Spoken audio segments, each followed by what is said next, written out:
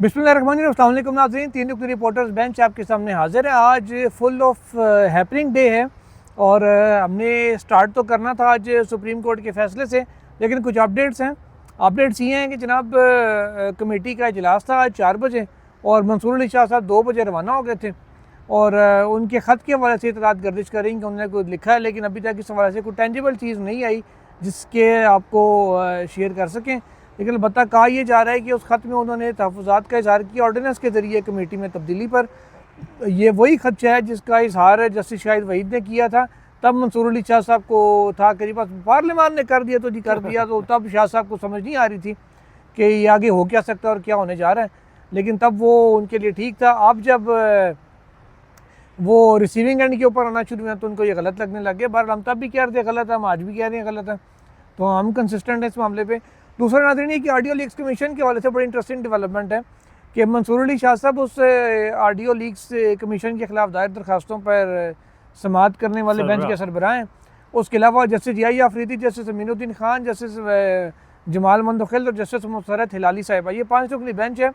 अच्छा, कमेटी ने शाह साहब तो नहीं आ जाए, 2 रुकनी कमेटी थी, अमीनुद्दीन खान साहब और काजी फ़ाइज़ा साहब। इन्होंने सुहेल साहब ये बैठ के तय कर लिया कि जी ऑडियो लीक्स पर हम ये बेंच बना रहे हैं, लेकिन शायद उनको भी नहीं अभी पता था हमने इस पर समाअत कब करनी है। वो तारीख मुकर्रर नहीं की, वो अल्लाह दे बंदो बेंच बना रहे हो, डेट भी फिक्स कर लो नाल। बस कमेटी का इजलास जो है ना आज की तारीख में डालना ज़रूरी था, लेकिन ये सारी खबरें बहुत आम है। राजा साहब आज दिन किया है पीर, मैंने आपको सैटरडे को क्या अर्ज़ किया था, पहले मुझे वो अपडेट दी। वो लंबे पड़े ना बीए राय से भूल गए। नहीं सैटरडे को तो खैर मैं वीलाग में आया ही नहीं था ना। आपके पास पीर तक वो जो कभी ना जो आपने वो फैसले से आगाह करें, हाँ। आपको क्या होगा? कौन से फैसले से? भाई आपने कहा था पीर को हम काबीना में उठाएंगे और बताएंगे कि अच्छा जी, वो फैसला उसमें हमने आज नहीं सोया हुआ नहीं हूँ। मैंने कहा कि इन्होंने पूछा काबीना में, उसमें हमने आज डिटेल मीटिंग की है सोहेल साहब, और उसमें हमने एक ख़त लिखा है चीफ जस्टिस साहब को, लिख दिया है, ख़त लिख दिया है, और उस पर उनका रद्दमल आएगा चीफ जस्टिस साहब का, और हमने वो तफसील से ख़त लिखा है और उसमें हम वो तमाम तफज़ात उठाए गए हैं जिसका जिक्र आपने किया था, और तमाम चीज़ें मैंने पिन पॉइंट की थी। और दूसरी, उस दिन इसको लेकर कोई बात नहीं कर रहा था, लेकिन मैंने ये मुद्दा उठाया था अपनी कैबिनेट में, और फिर हमने पीर को मीटिंग रखी थी, और आज हमने और आपने मुतफिका ये फैसला किया कि कोई अलामिया मज़म्मत नहीं अलामिया मज़म्मत जारी करेंगे। हमने मुतफिका ये फैसला किया, उस सूरत में जब वहाँ से जवाब आएगा उसके बाद हम देखेंगे। चलें ठीक है। हाँ अच्छा, अब नाज़रीन सुहेल साहब एक खबर ये है कि आर्टिकल 63 पे एक यू टर्न लिया गया।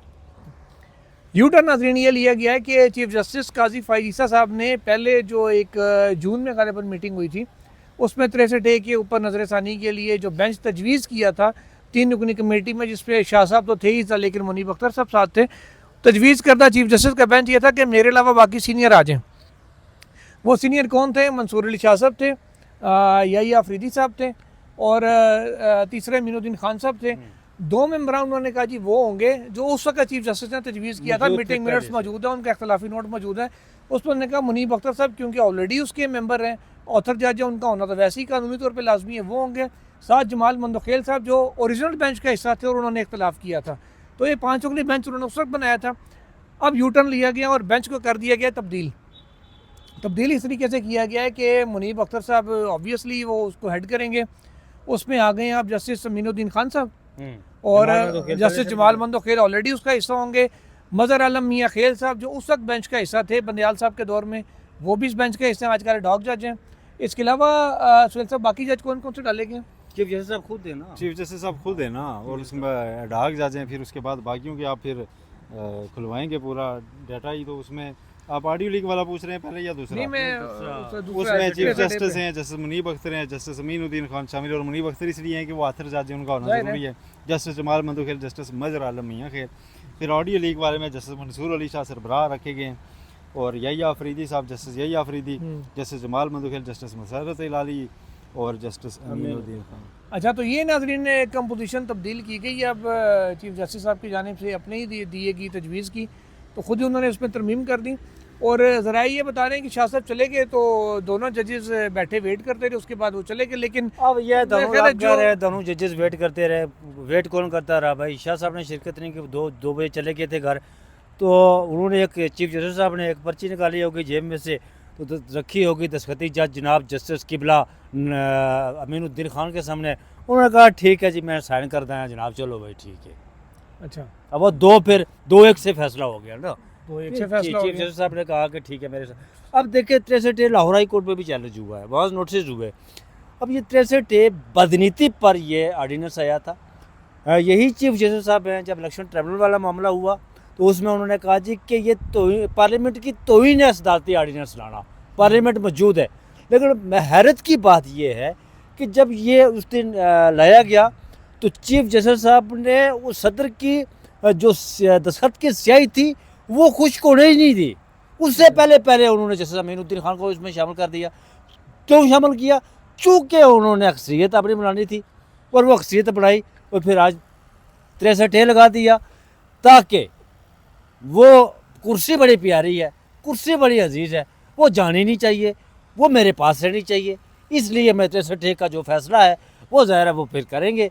तो फिर हमने वो मेम्बरान जो है वो बनाना ही है तो नई अमेंडमेंट के लिए, क्योंकि मैंने कुर्सी पर ही बैठना है। ये आपकी राय है ना, मेरी राय है ना, और यही नज़र आ रहा है कुर्सी ना। पे बैठना है। मेरी राय ये है कि आप वो नहीं बैठ सकते। ठीक है 25 को रिटायर होंगे। ठीक है, ठीक है, आपकी मेरी राय राय ये है कि वो अपनी कुर्सी पे बैठ सकते। उन्होंने नहीं, आप- मेरी राय भी यही है कुर्सी पर, लेकिन कोशिश कर रहे हैं ना, अभी तक वो कोशिश कर रहे हैं कि मैंने पर सूरत बैठना ही बैठना है जनाब। अच्छा सुहेल साहब, इसके ऊपर थोड़ा सा अपनी राय का इजहार कर दें, फिर आगे चलते हैं। जो सुबह से जो मामला चल रहे थे उनकी जानिब, सुबह से कौन से फैसले वाले। फैसले वाले भी हैं, और क्या मामला हैं? आज तो फैसला ही है, और फैसला 70 सफात का लोग कह रहे हैं। मेरे नज़र में 2.5 लाइन का फैसला है। हाँ, आपने ट्वीट भी किया है। 2.5 लाइन का फैसला है, उसको मैंने हाईलाइट करके ट्वीट हाँ। कर दिया है कि इलेक्शन कमीशन ऑफ पाकिस्तान बाकी सियाक को सबाक की है। शफाफ इलेक्शन कराने की जिम्मेदारी पूरी नहीं पूरी नहीं कर कर सका। चलें, एक बात तो अब जुडिशली तय हो गई, फुल कोर्ट ने ये कह दिया है कि इलेक्शन शफाफ नहीं थे। हाँ, फिर ठीक है। देखिए यार जुल्करनैन वो 13 जनवरी के फैसले पर भी तफजात का इजहार किया गया। फिर सुप्रीम कोर्ट ने इलेक्शन कमीशन ऑफ पाकिस्तान के हवाले से कहा जी कि बुनियादी फरीक बनकर केस लड़ रहा था, वो साफ शफाफ इंतखाबात मुनसिफाना इंतखाबात कराने में नाकाम रहा, जो आइनी उसकी जिम्मेदारी थी।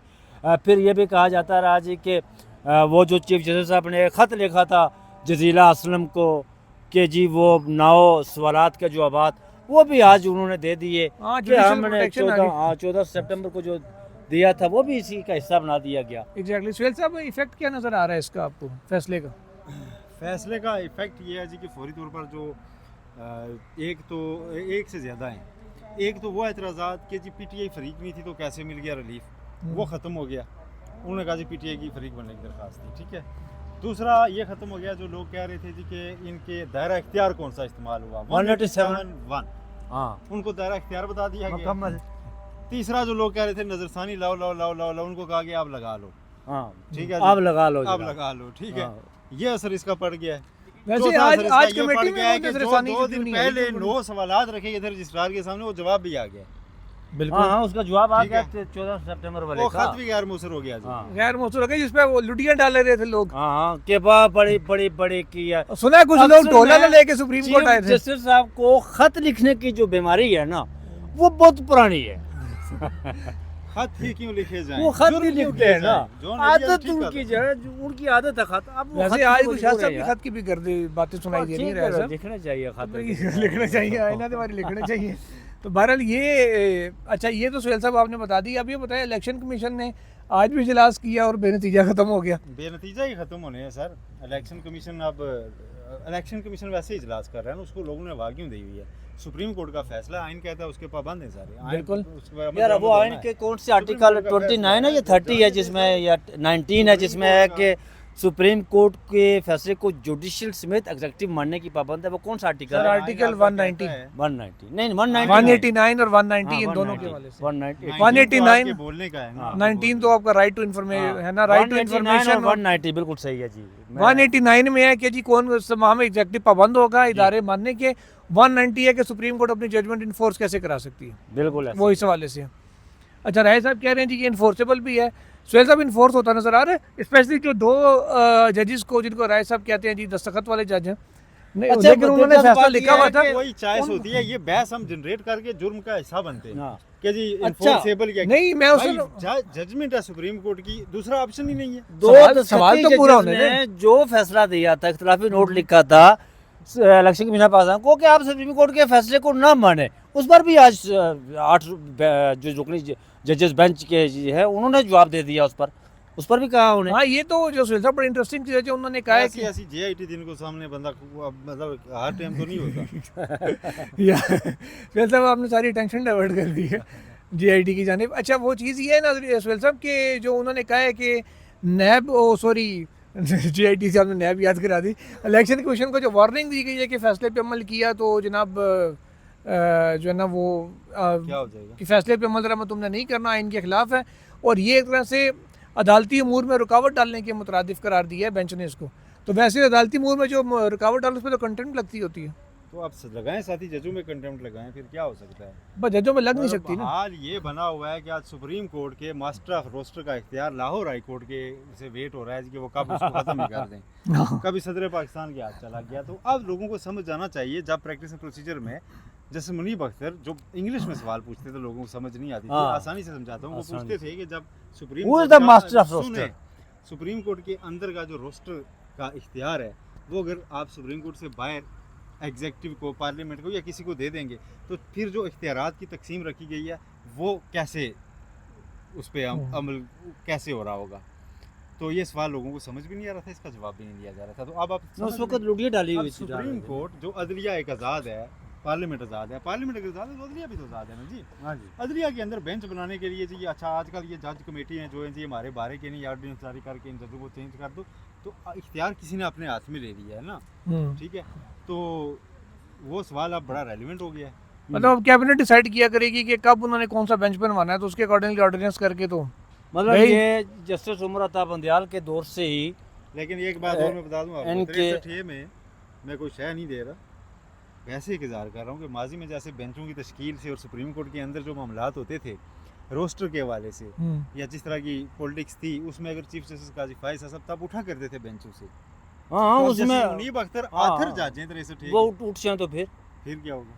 क्या तो होगा? वो कमेटी बेंच तब्दील करके नया डाल लेगी और भाई जिस बंदे ने आखिर जज ही कोई नहीं होगा, नहीं तो जब ऑथर उठ के चला जाएगा ना, वो तो आपको पता है वो इस वक्त कहेगा वो- जी मैं जब तक ये मामला सेट नहीं होता तब तक हाँ तो फिर क्या होगा? ये इसको सवाल रेफर है, कर रहा हूँ, ये मैं जेन्युइन छोड़ नहीं सवाल है। सर ये भी तो होगा। देखें होना क्या है, पहले दिन तो होना है सिर्फ मैक्सिमम नोटिस होना है फ्री कैन को, ठीक है। उसके बाद अगली डेट पड़नी है, फिर फ्री कैन आएंगे, मीन्स के पीटीआई वाले आएंगे, 25 अक्टूबर से आगे मसला चला जाएगा। पीटीआई वाले आएंगे, वो आके जवाब जमा कराएंगे या टाइम लेंगे, जो मामला होगा। तो इतना इजी वो भी नहीं है। लेकिन एक चीज़ हो सकती है कि अगर पहली हियरिंग पे उन्होंने जजमेंट सस्पेंड कर दी, जिसका कि कभी इम्कान मौजूद है। जी जी वैसे तो काजी साहब को अपने किसी फैसले के लिए रिव्यू आए तो कहते हैं कि जी रिव्यू जुरिस्डिक्शन है, ये है वो है। खुद रिव्यू डालता तो कहते हैं जुरिस्डिक्शन रिव्यू की लिमिट हो ही नहीं सकती जब कोर्ट ने गलती माननी है। तो अब सुनते हैं तो कहते हैं जी लिमिटेड है। वह कारी साहब अब 63 अब तब्दील देखें, करना तो वो देखे जजेस कमेटी पहले बनाई गई तो कारी साहब कहते हैं मैंने बादशाह ख़त्म की है जनाब, बादशाह ख़त्म करके मैंने इख्तियारात दिए हैं, ठीक है। जब वो नया तरमीमी आर्डिनेंस लाया तो फौरी तौर पर जनाब उन्होंने जस्टिस अमीनुद्दीन खान को बादशाह अपने हाथ में लेने के लिए उसका तकर्र कर दिया। ऐसा चीज़ें खड़े हो, पीछे लाइट नजर आ रही, लगता है आपके पीछे सूरज निकला हुआ है।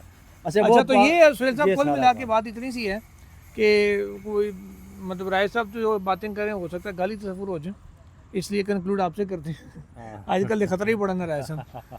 तो सुहेल साहब अब आगे होता क्या नज़र आ रहा है आपको? देखें होता क्या नज़र आ रहा है, होता ये नज़र आ रहा है कि हत्तल इम्कान जो वज़ीर कानून साहब ने प्रेस कॉन्फ्रेंस किया, उसे ये लगता है जी कि वो फैसले से के मूड में नहीं है कि इसको सराहें या इम्प्लीमेंट करें। लेकिन वज़ीर कानून के पास इख्तियार और कोई नहीं है, ये भी मैं आपको बता दूँ। उनका ये इख्तियार ही नहीं है कि वो कहें कि फ़ैसला हमें चूँकि पसंद नहीं तो हम कबूल नहीं करते। अभी भी आइनी बहरान टालने का एक ही रास्ता है, इलेक्शन कमीशन इस पर अमल दरामद करे, पीटीआई को पार्टी माने, उसके बाद अगर 63 पे नज़रसानी हो जाती है तो उसके बाद तरमीम आपने अगर गुड विल में कर रहे हैं और फॉर पब्लिक कर रहे हैं तो जल्दी क्या है? हाँ आराम से करें, उस पर आप डिबेट अंदर करवा नंबर लें पूरे यार। करें, डिबेट पूरी करें। ज़ियाउल हक के से दौर वोट में ले 8वीं लें, तरमीम आई थी जी, ज़ियाउल हक के दौर में 8वीं तरमीम आई थी और वो जब पार्लियामेंट में पेश की गई तो उस पर 1 महीना डिबेट हुई, 1 महीना। और 17वीं तरमीम जब मुशर्रफ ने लाई तो उस पर 6 माह तक डिबेट होती रही। और यार यहाँ तो लोग कह रहे हैं कि लोगों ने ट्वीट्स किए हुए हैं, छोड़ें आप क्या बातें कर रहे हैं कि 21 तक गलफ उठवा लेना उन्होंने, आईनी अदालत के चीफ जस्टिस से आपकी तरफ बातें कर रहे हैं। तो देखते हैं नाज़रीन आगे क्या बनता है, क्या होता है। सूरत हाल लम्हा ब लम्हा बदलती है इस वक्त, और इसका रिज़ल्ट क्या निकलता है उससे भी आपको आगाह करेंगे। टिल देन अल्लाह हाफिज़।